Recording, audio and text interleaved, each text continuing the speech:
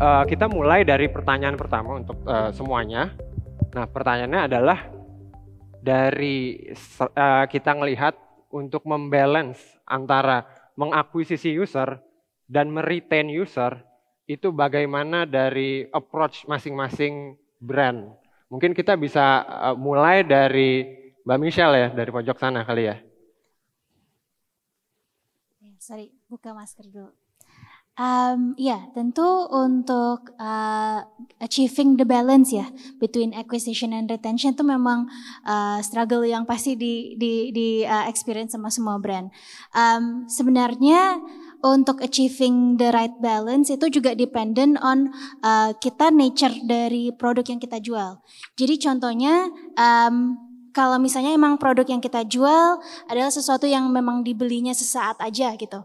Nggak mungkin misalnya orang beli TV setahun 12 kali gitu kan, aneh ya.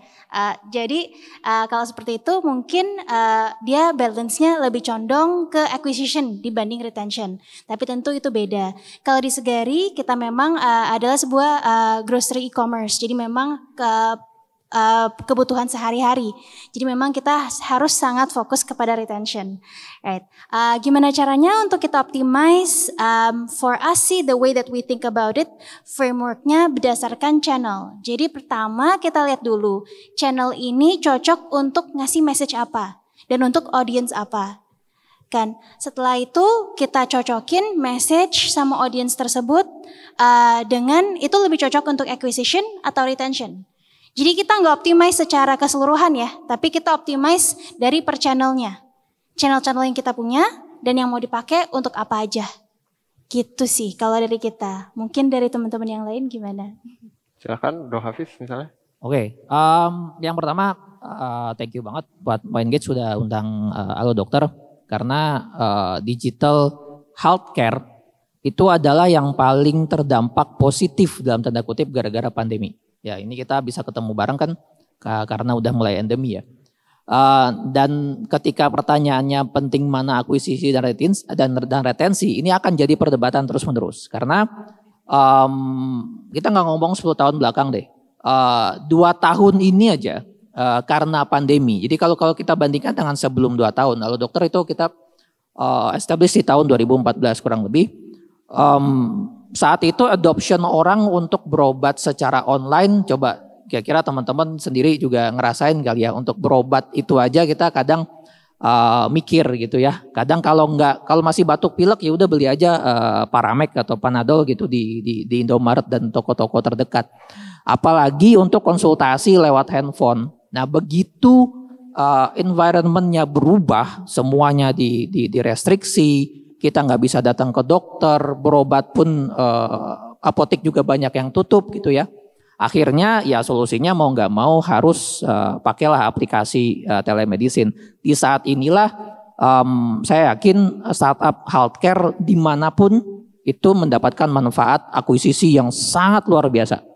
Nah pertanyaannya memang ketika kita sudah mulai endemi, nggak tahu Omicron udah nanti ada BA4, BA5, BA berapa gitu ya sampai 150.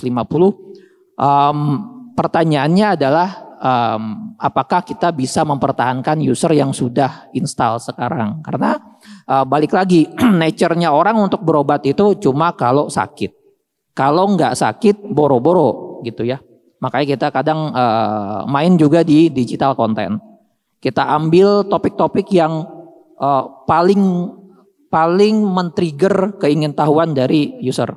Kemudian itu juga dibantu oleh platform-platform seperti MyEngage, AppsFlyer.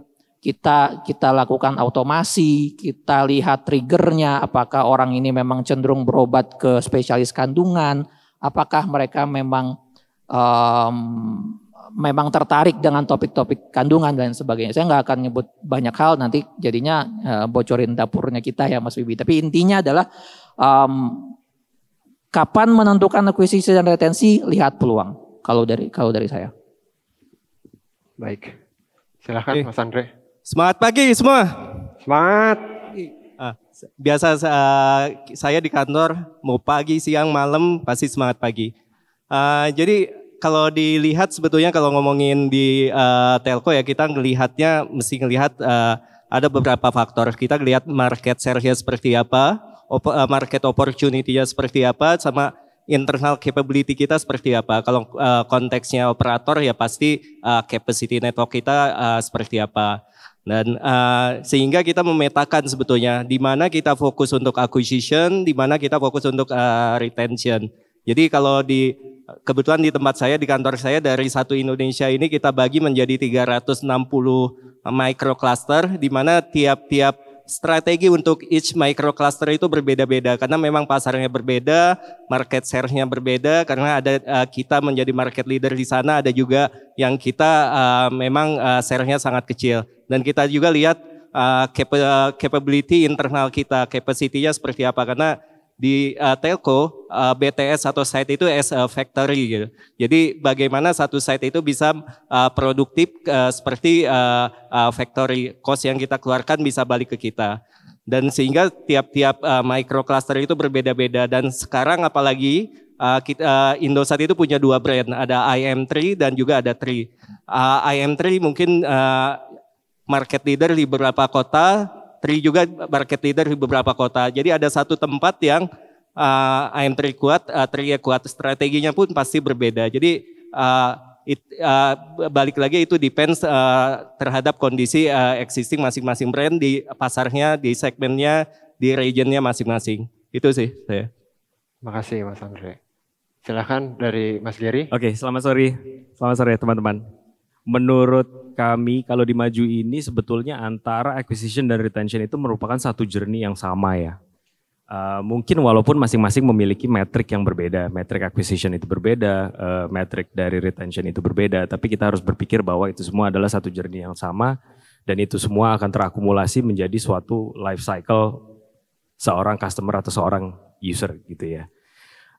Jadi sebetulnya kalau pertanyaannya kapan harus mulai acquisition dan kapan harus mulai retention, dalam definisi kami retention itu segera dimulai setelah acquisition itu terjadi gitu ya. Effort yang dilakukan untuk retain customer, effort yang dilakukan untuk gimana caranya keeping this customer happy, gimana caranya untuk kita deploying berbagai macam services, berbagai macam products untuk supporting kebutuhan mereka, itu benar-benar langsung dimulai ketika mereka memulai menggunakan service kita, karena ini semua adalah satu journey gitu buat kita. Itu sih kalau dari Maju. Baik, jadi di sini panelisnya dari berbagai industri ya. Kita ada dari SaaS UMKM, terus juga ada dari telco, ada dari health tech, serta ada dari groceries e-commerce. Jadi tadi juga approach-nya macam-macam banget untuk acquisition sama retention. Nah berikutnya kita deep dive ke masing-masing dari panelis. Kita mulai dari ladies first lagi ya. Nah mulai dari Mbak Michelle kita mau tanya nih, kadang-kadang kan engagement itu agak-agak kita punya retention juga, ada strateginya juga gitu kan. Nah kita mau tahu nih kalau di Segari atau di industrinya, itu kira-kira approach-nya seperti apa sih untuk strategi engagement-nya? Ya, oke. Ya, kita kan jualannya tuh sayur, buah, daging, ikan, ya pokoknya kebutuhan untuk masak gitu kan, kebutuhan sehari-hari yang dimakan. Nah, jadi memang kalau di kita specifically untuk engagement itu lebih karena kebutuhan untuk app kita dan apa yang kita jual tuh sehari-hari, maka our engagement strategy is lebih ke mencari relevansi sama kebutuhan hidup orang itu gitu. Jadi contohnya, kalau misalnya kalau engagement tool yang disupport sama Mau Engage kan push notification gitu ya. Tapi contohnya kalau kita mau kirim push notification hari Sabtu gitu, kita mikir dulu, kenapa orang hari Sabtu dia udah nggak kerja kan, dia libur hari pertama, kenapa dia harus baca push notification itu? Kan dia bangun pagi-pagi, apa yang dia rasakan? Kan kenapa dia bisa kecantol atau kesenggol kan untuk mau beli di Segari, right? Jadi yang pertama sih kita selalu coba menyamakan dengan pain points customer itu, benar-benar mikir dari perspektifnya mereka apa yang mereka merasakan, kan?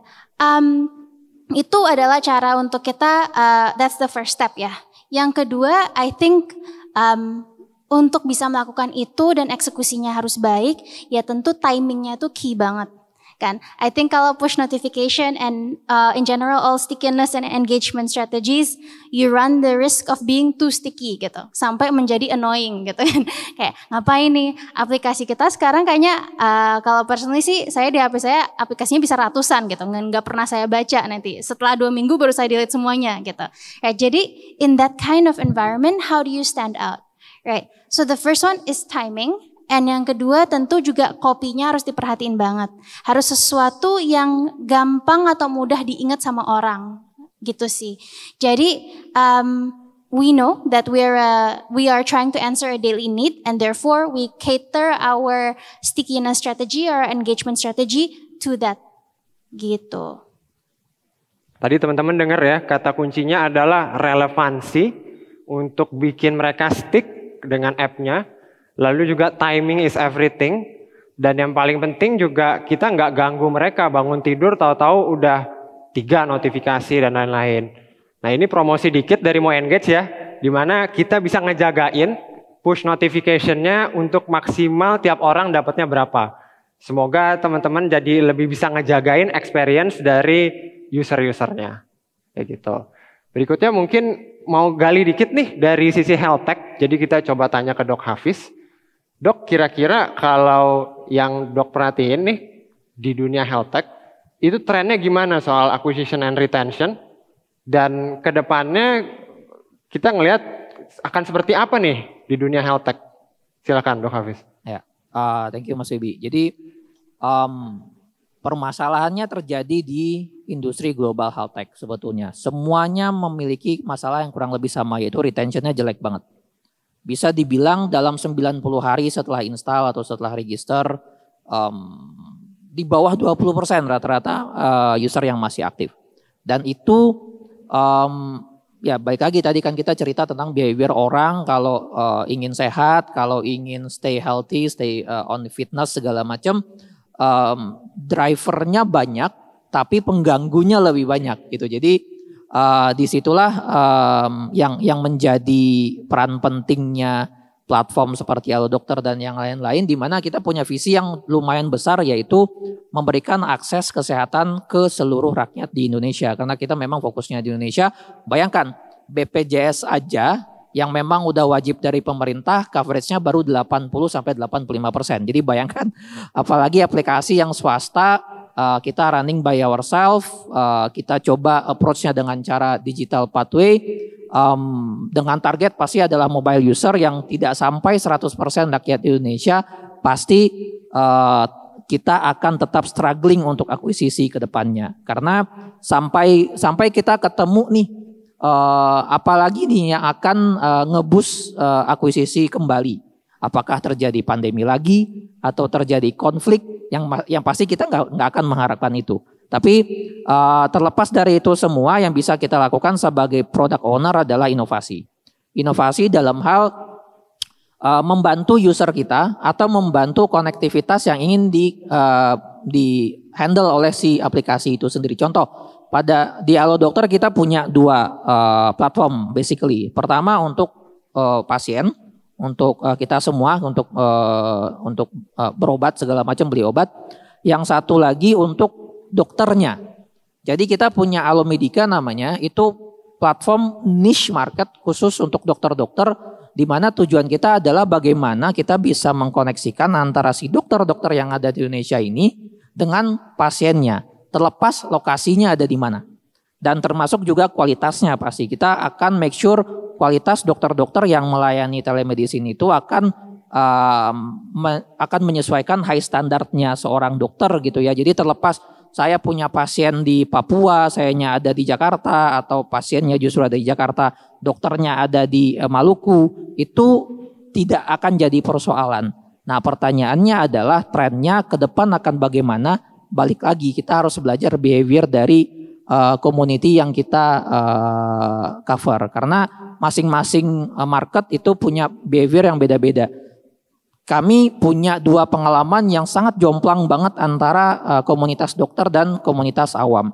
Komunitas dokter kind of late adopter. Jadi lebih susah nih untuk kita bisa ngajarin digital ke dokter-dokternya. Tapi thanks God blessing of pandemi, akhirnya banyak sekali dokter-dokter yang menjadi usernya kita, bahkan kita bisa achieve sampai kurang lebih 30-40% dari universe dokter yang ada di Indonesia. Jadi balik lagi kita mesti belajar behaviornya, masalah tren yang apa yang akan terjadi nanti pasti akan mengikuti teknologinya juga.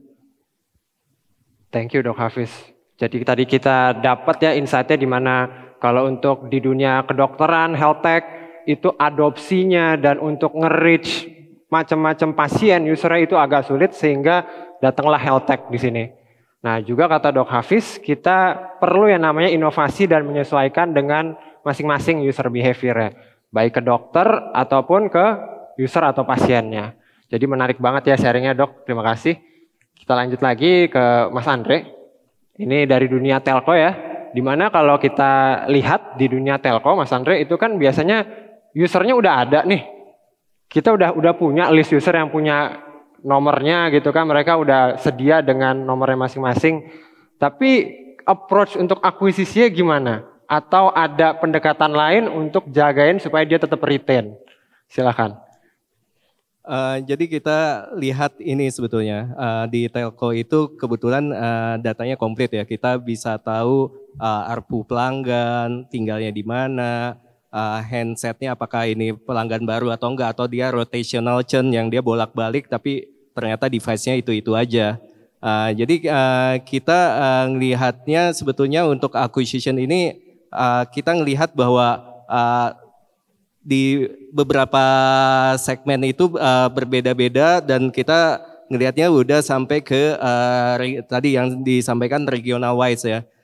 Jadi antara satu tempat, satu area dengan yang lain itu berbeda, bahkan sampai sifatnya personalization. Jadi akan berbeda dan dan itu juga di carry end to end-nya bukan hanya ke sisi pelanggannya, tapi juga ke salesnya. Jadi insentif kalau dia pelanggan yang pakai buang, sales team kita itu insentifnya cuma dapat one time.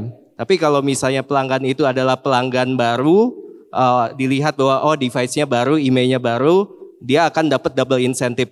Kemudian pelanggan itu melakukan rebuy lagi, misalnya reload lagi, sales team itu akan dapat tambahan insentif. Jadi journey itu yang kita create bukan hanya dari sisi pelanggannya kalau dia rebuy atau renewal paketnya dapat tambahan benefit, tapi juga dari sisi sales team kita. Jadi even sales team kita kasih juga insentif based on kualitas pelanggan. Jadi biasanya dulu kan selalu dilihat tugas sales itu cuma buat jualan aja di awal. Kalau udah jadi pelanggan itu bukan tugas tim sales. Nah itu hal yang mesti kita ubah gitu. Jadi kita mengatur termasuk KPI-nya bagaimana bahwa pelanggan itu bukan hanya milik tim base management atau marketing, tapi juga milik tim sales dan itu tenure pelanggannya itu kita lihat. Jadi sales pun akan senang jika dia akan dapat tambahan insentif ketika pelanggan-pelanggan itu tetap stay di networknya kita. Itu yang kita lakukan sebetulnya. Baik, seru banget sharingnya karena kita tahu ya di dunia telco itu kita punya ARPU tadi ya. Jadi kita udah punya ketahuan lifetime value-nya yang sebenarnya itu tinggal di onboard dan disesuaikan dengan journey customer-nya. Plus di sisi lain juga kalau Dok Hafiz tadi ngadepin dokter gitu ya. Nah ini kita dari telco ngadepin adalah sales-salesnya gitu ya. Dimana dari salesnya sendiri itu kalau kita punya insentif-insentif tertentu di regional tertentu itu bisa punya pendekatan yang beda untuk tiap marketnya. Seperti itu ya. Thank you banget sharingnya Mas Andre. Nah berikutnya dari Mas Gary, kita punya pertanyaan nih karena Mas Gary dan Maju Indonesia itu punya yang namanya Majupreneur.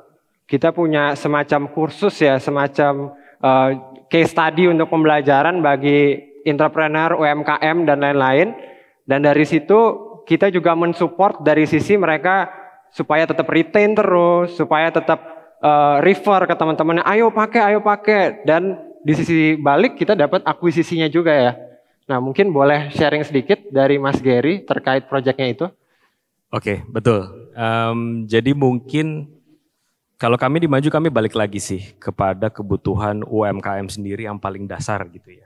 Karena kan sebetulnya kalau dari segi SaaS, Software as a Service di Maju ini, yang dimana kami menyediakan sebuah aplikasi cloud-based gitu kan. Cloud-based untuk kasir, untuk manajemen karyawan, untuk accounting dan lain-lain. Cuman tool-tool ini berada di operational level gitu ya. Mereka ini berada di operational level. Tapi kalau kita balik lagi, kita trace back lagi, sebetulnya apa sih yang diinginkan oleh UMKM di Indonesia gitu. Tool apa nih yang paling diperlukan sama mereka? Itu adalah tool gimana caranya mengembangkan bisnis mereka, untuk gimana caranya bisnis mereka itu growing nggak statis, gimana caranya mereka untuk naik lagi lebih dari level yang mereka sekarang gitu. Karena itulah kita menciptakan berbagai macam mentorship, berbagai macam kelas-kelas, berbagai macam tips and tricks yang gimana tujuannya untuk supaya UMKM di Indonesia ini bisa upgrade gitu levelnya. Kayak tadi saya bilang, sekarang posisi Maju itu berada di operational tool gitu ya. Kalau untuk di marketing tools itu ada lagi, ada social media, ada apa segala macam gitu kan.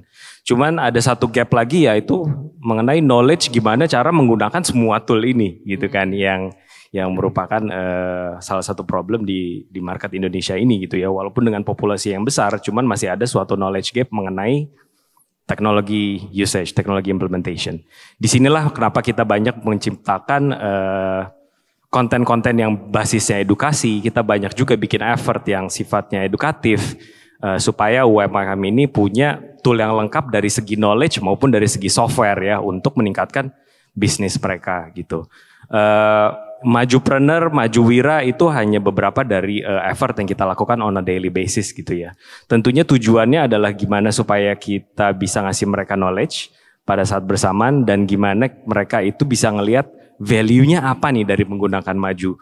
Oh oke, Maju nggak hanya membantu gue dari segi bisnis dan operational aja, cuman Maju juga bantu gue untuk mendapatkan knowledge yang baik untuk mengembangkan bisnis gue gitu kan. Yang dimana in the long run menurut kita ini akan menciptakan impact yang baik dari segi brand sentiment, dan mereka akan dapat value yang lebih juga dari apa yang mereka bayarkan gitu ya. Karena di kami pun ada metrik-metrik ARPU, kita juga ada metrik LTV yang harus kita perhatikan gitu kan. Karena kan ya acquisition itu nggak murah, karena itulah acquisition dan retention itu harus menjadi suatu journey yang jadi satu kesatuan dan harus berdempetan gitu ya. Supaya kita bisa mengurangi cost of acquisition itu, sehingga semuanya dijadiin satu gitu kan. Gitu sih. Oke, makasih Mas Gary. Karena kita bicara soal UMKM, ini seneng banget dengernya loh. Karena bertujuan untuk mengembangkan UMKM, jadi kita growth-nya sama-sama gitu. Tadi ada journey-nya masing-masing, terus di mana akuisisi dan retention itu harus jalan barengan. Nah, tadi kita punya persepsi masing-masing ya untuk tiap industri. Sekarang kita mau dengar nih dari semuanya. Jadi kita ada pertanyaan juga terkait strategi dan contoh approach-nya di masing-masing perusahaan. Mungkin boleh sharing dari Mas Gary dulu sekarang gantian. Dari segi ini ya, acquisition ya? Iya, dari sisi acquisition dan retention yang hand in hand bersamaan. Okay. Kira-kira contohnya konkretnya seperti apa? Mungkin teman-teman pengen dengar tuh semuanya. Oke, seperti saya tadi cerita, kami go to the very basic mengenai apa sih hal yang paling dibutuhkan oleh UMKM Indonesia gitu kan. Sebagian besar dari mereka ketika kita nawarin sebuah software gitu ya untuk menjalankan bisnis, pemikiran mereka ada beberapa. Yang pertama adalah, ini cara makainya susah apa enggak ya? Karena ini adalah implementasi teknologi, itu yang pertama. Terus yang kedua, apakah ini bisa meningkatkan level bisnis saya atau enggak ya? Apakah ini bisa membantu saya mempromosikan bisnis saya atau enggak ya? Beranjak dari situlah makanya kita banyak mengeluarkan konten-konten yang sifatnya edukatif, kita banyak mengeluarkan e-book, kita banyak mengeluarkan e-magazines, kita ada bikin kelas-kelas yang namanya Majuwira juga. Di Majuwira itu ada dibagi dua, ada kompetisi maju, ada mentor maju, yang isinya adalah mentorship, gimana sih caranya untuk menjalankan bisnis dan gimana caranya untuk upgrade bisnis gitu. Atau misalnya untuk yang baru mau jadi UMKM, kita juga membuka sebuah kompetisi maju yang dimana mereka bisa ngumpulin idenya, terus habis itu kasih ke kita, nanti kita ajarin gimana cara running bisnisnya supaya itu menjadi sebuah bisnis yang sustainable gitu ya. Dari segi e-book, e-magazine yang kita keluarin juga itu sifatnya juga edukatif, yang dimana ketika orang baca mereka akan dapat tips-tipsnya gimana sih caranya untuk running bisnis, gimana sih caranya menggunakan social media, gimana sih caranya mengiklankan di social media gitu. Begitu mereka download di situ, kita akan minta data mereka in return gitu ya. Kita akan minta data mereka, kita akan jelasin mengenai produk kita. Tentunya ya ada yang mau, ada yang enggak dari segi acquisition ya. Cuman so far dari seluruh effort kita yang udah kita learn dalam selama Maju ini berdiri, yang paling berhasil adalah pemberian edukasi ini. Jadi yang kita ngelihat adalah gimana caranya kita memberikan benefit yang seimbang nih. Kita memberikan mereka benefit pada saat bersama, kita juga mencoba untuk mengakuisisi mereka sebagai pelanggan gitu. Jadi kita coba situasinya sebagai win-win solution yang dimana kita bisa allowing sebuah platform untuk sama-sama berkembang gitu jadinya. Itu sih. Seru banget ya, jadi kita bareng-bareng maju Indonesia supaya bersama dari UMKM juga kita mau naikin dari sisi knowledge-nya supaya mereka lebih gampang onboard-nya. Seru banget dari Mas Gezi. Oke, berikutnya kita ke Mas Andre. Soal pertanyaan yang sama nih, untuk di telco, kira-kira contoh konkretnya gimana untuk kita menyeimbangkan strategi atau turunan eksekusinya di akuisisi maupun di retensi? Oke. Di kita yang dijalankan adalah kita punya konsep yang namanya BTS equal to factory. Jadi site itu kita anggap sebagai factory.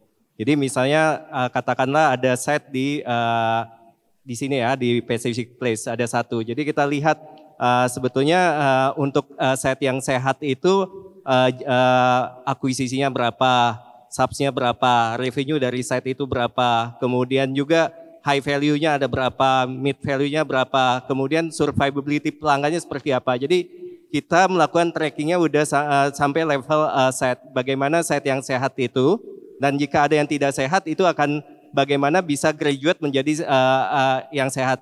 Otomatis di situ akuisisinya jalan, retentionnya jalan, dan masing-masing kita sebut sebagai cluster sales officer. Jadi cluster sales officer itu bertanggung jawab, misalnya di daerah cluster dia ada 10 set, dia tanggung jawab bagaimana 10 set itu bisa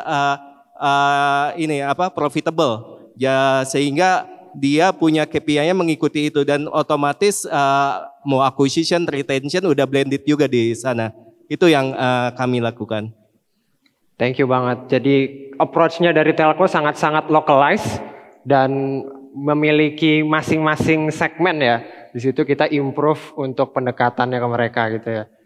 Nah, mungkin dari Dok Hafiz mau ada tambahan nih terkait eksekusinya? Ya, ngomong balance pasti ujung-ujungnya adalah duit ya. Karena kan duit yang akan keluar untuk akuisisi apakah memang sepadan nih dengan yang akan kita dapatkan. Tadi saya kesannya adalah orang yang terlalu akuisisi banget, tapi pada aslinya sebenarnya enggak. Jadi seringkali kita temui platform-platform lain gitu melakukan campaign yang terlalu besar-besaran, jor-joran.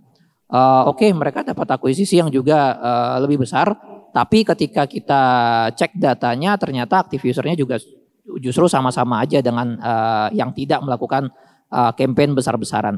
Pertanyaannya adalah bagaimana, ini saya yakin adalah tujuan dari kita semua ya, bagaimana kita bisa mencapai akuisisi yang lebih besar terjadi di organic acquisition, atau tadi kan dari tim AppsFlyer juga sempat tampilkan, kita bisa lihat nih berapa persen yang organik datangnya, berapa yang datangnya dari non-organik yang kita harus pay something untuk dapat itu.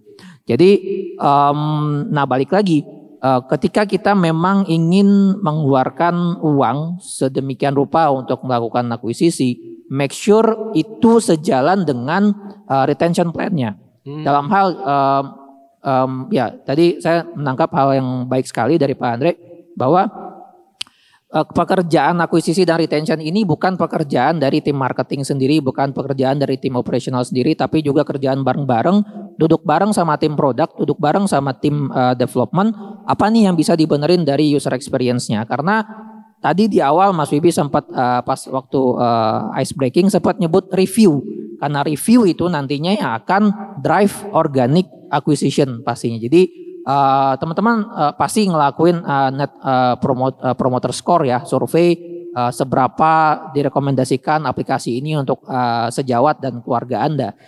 Itu adalah sebetulnya KPI paling penting ketika kita sudah tidak punya budget dalam tanda kutip atau kita ingin membatasi cost yang ingin kita keluarkan untuk akuisisi. Apakah memang dari usernya itu sendiri feedbacknya baik dan apakah memang dari usernya itu sendiri willing untuk mempromot aplikasi kita sebagai afiliator dalam tanda kutip, tapi kan kita nggak bayar mereka.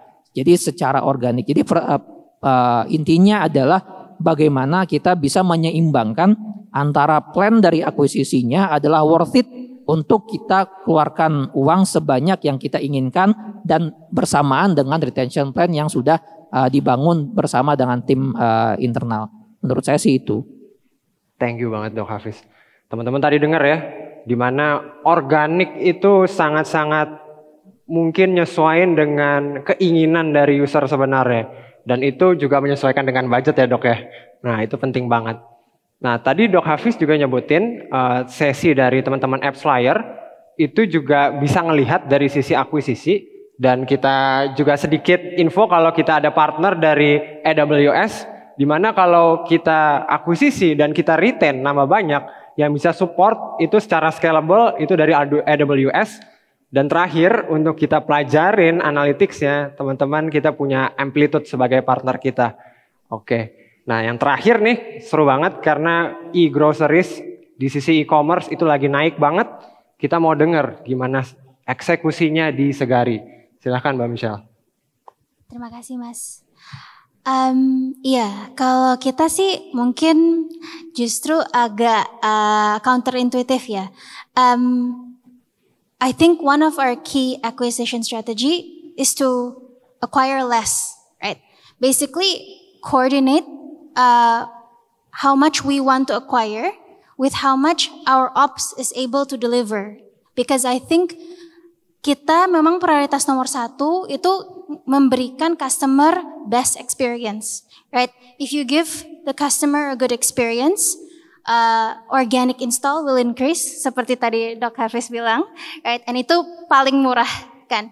Jadi memang kita optimize banget untuk bisa sedemikian rupa supaya we can get the right number of new customers basically. So that we can still give them a good experience. Kan percuma kalau kita spending all that money, dapetin banyak new customer, tapi ujung-ujungnya customernya juga disappointed. Itu kan money down the drain ya.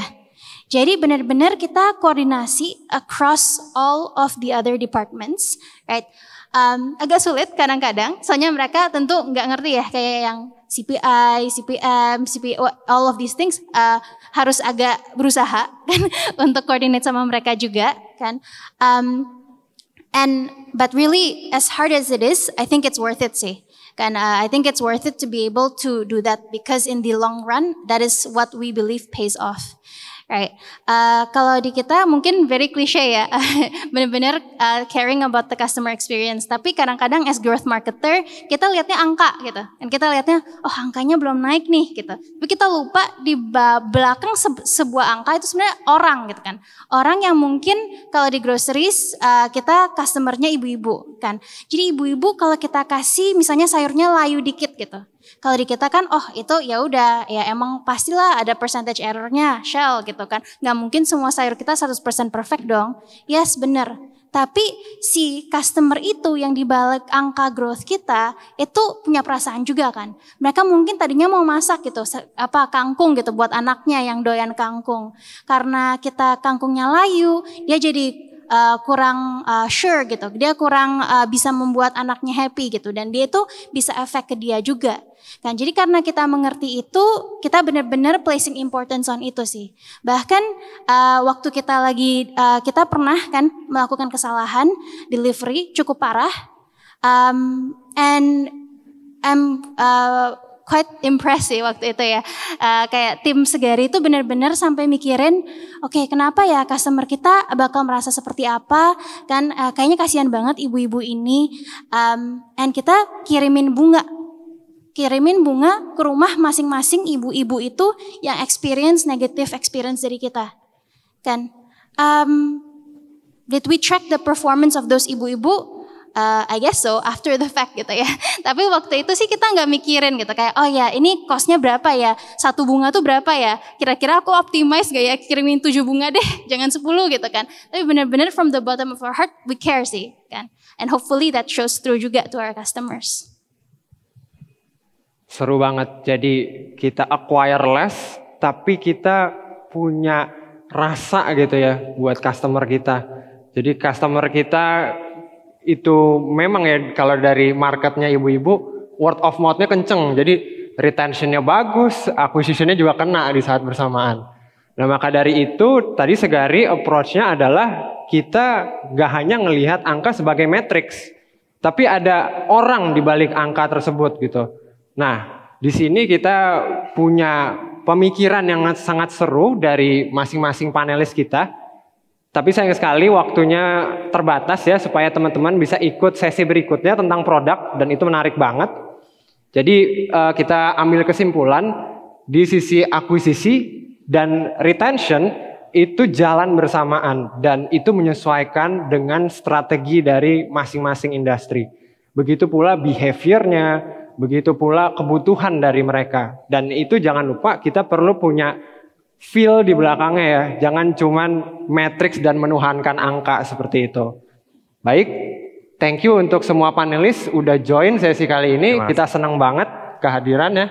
Terima kasih, sampai bertemu di Growth Summit tahun depan. Amin.